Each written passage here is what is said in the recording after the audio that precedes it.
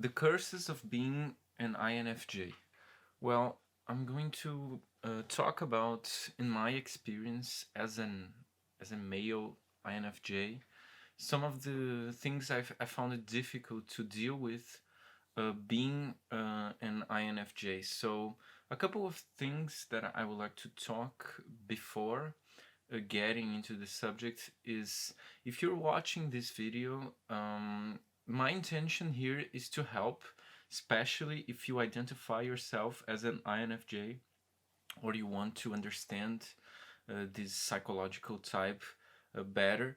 Because what I think happens is, as you can see, the whole MBTI community on the internet is very INFJ focused, and that's because INFJs tend to be the type that want to look the most for this kind of self development, or even the INFJ usually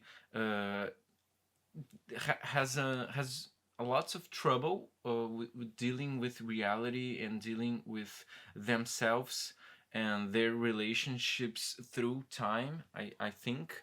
And there are a lot of things that makes the INFJ the most I don't know, one of the most soul seeker types, and between these 16 types of personality. But I think that I am trying to help you. So I would thank you if you don't, if you avoid try to comment on this video. Oh, you're not an INFJ, or INFJs are not like this. You're really an ENFP, and I think I'm pretty sure what my type is, because um, I've done a lot of self thinking, and it's been almost 10 years since I started to study MBTI.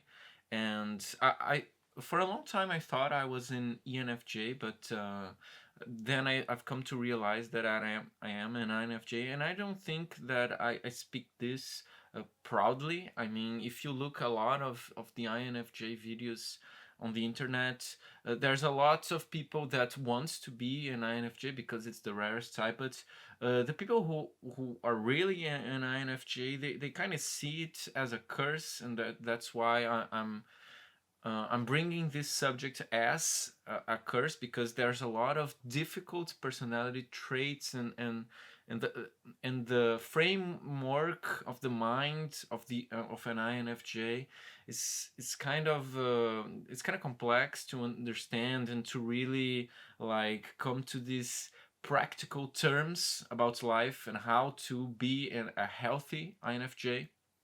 So what I'm trying to what I'll try to do here is to speak frankly about some of the traits I think that an INFJ has, and why they're difficult, and what can you do about it. So my goal here is just to help, and if you're an INFJ, or if you're interested in MBTI, please try to leave a decent comment.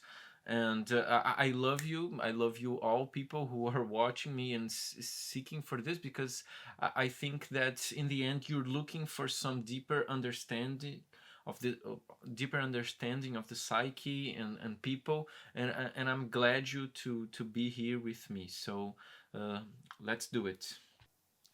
So the first thing I wanted to talk about is this all or nothing attitude for an INFJ that I see on myself. And why is that, and where does it come from? Um, I would say that it has to do with this primary NI function that we have, and INTJs, they also can be like that. And why do I think that this all or nothing attitude is related to NI? Because NI is a function that if you don't have a primary NI or secondary NI, it's a little bit difficult to really see what it is, because it's kind of like your mind is always seeing and looking for these patterns of reality, and you're always like taking details from reality and shaping into one coherent line of thought. And this line of thought, sometimes it looks like it didn't came from your mind. It's kind of this unique way to perceive life, And in, with time you begin to feel kind of invaded by it, because this can lead to some paranoia. You start to see patterns where it really, you don't have to see all these patterns. I mean, reality is more than that, but it's kind of like a drug, and that you can't get out of it. So it's difficult, because this ni function is trying to tell you that there is one correct way to live your life, and you're always looking for this grand narrative, I think, to your life and the life of others. So ni is really about this one correct path.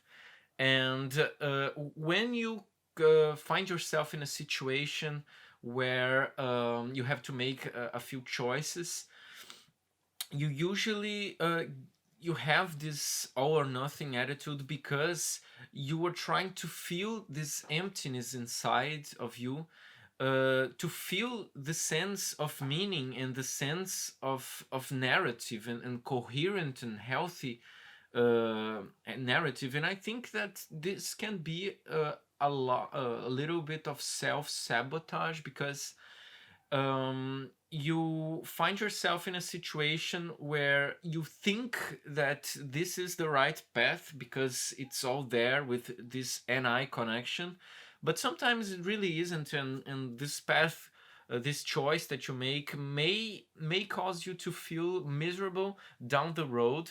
But sometimes the infj is kind of looking for that. He's looking for for internal growth. So the INFJ, it's I would say that's one of the types that puts themselves in hard situations to test their boundaries and their limits, and especially their morality and their moral integrity. So it's this NI feeling of all or nothing. I mean, it feels kind of inevitable. It feels kind of inevitable, because you want to live this grand narrative and with all the flaws, but you don't know the answer. So you try to give yourself all in, to live that, to extract that, because you think that's the right path for you. And sometimes people, they don't follow it, or they have a difficult time of understanding what you're trying to do. But you're trying to live life fully, and live this right god's path that you think it's the right one for you, even if it has a lot of suffering inside. I think that the infj kind of looks for that human suffering, because the infj is always trying to fix the world and the people around them. And they they don't believe that they can fix themselves without interacting with society, the world, or whatever, because they're not. I feel this way personally, because I don't feel like an individual that has these needs. I'm always trying to fill someone else's void, and the world's void, through sacrificing myself and giving all in. Um, and we have a really difficult time to perceive our own desires, because I myself feel that that my desires, if I live up to my most selfish desires, I'm not like honoring life for myself, and just being selfless, and I feel that I'll be like a worthless, selfish human being. So we always navigate through this trap of seeking connections, seeking more people and more situations to fix them, and to contribute, and to give to give all in, because that is one of the ways I believe that it is uh, the most wanted way to feel validated and to feel a good person, is to it's to do good outside of yourself and outside your own needs. But what you have to realize here is that this desire to be a good person, and fix people and to fix situations. It is your own individual needs, and sometimes you have to realize that people don't need that. People don't want you to save the day always, and that's something you have to work with, because it is good if you look for people who are looking for advice, who are looking for self improvement.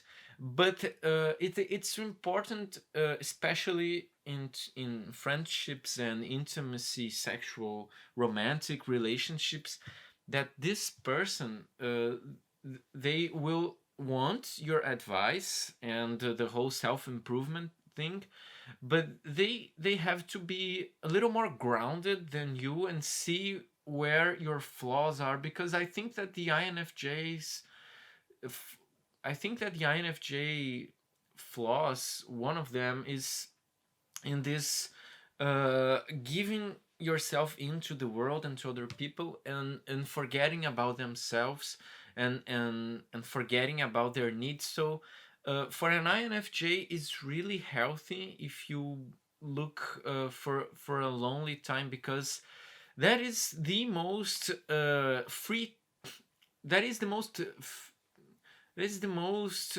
valuable thing you can do as an INFJ, is to be alone for a while and think about things, because you will never feel as free as you will never feel as free as you can be as outside of being alone, because when you are with other people, you're always mirroring them and their personal traits and their personal needs, and you're trying to to to like give and help them. Of course, you may have control issues and this kind of behavior, but when you are alone, I think that you can be free to let some feelings and some thoughts go into your head, and it's okay. I won't judge. I'll just be what I can be. I'll just absorb some things and think about what I'm feeling, and then you can re-enter society and re-enter a group of people and social interaction with more maturity and more self-knowledge. So I think the INFJ, it has to learn how to live with this all or nothing attitude, and sometimes it's good for yourself to run away of some situations, and you as an INFJ, you can always like predict where the thing is going. So I think that you have to use this personal trait in your favor. And so this video will have a second part, uh, because I don't want to be that much long. Uh, Feel free to comment and say what you thought, and if I'm correct in this sort of analysis, and let me know. So thanks for watching, and bye bye.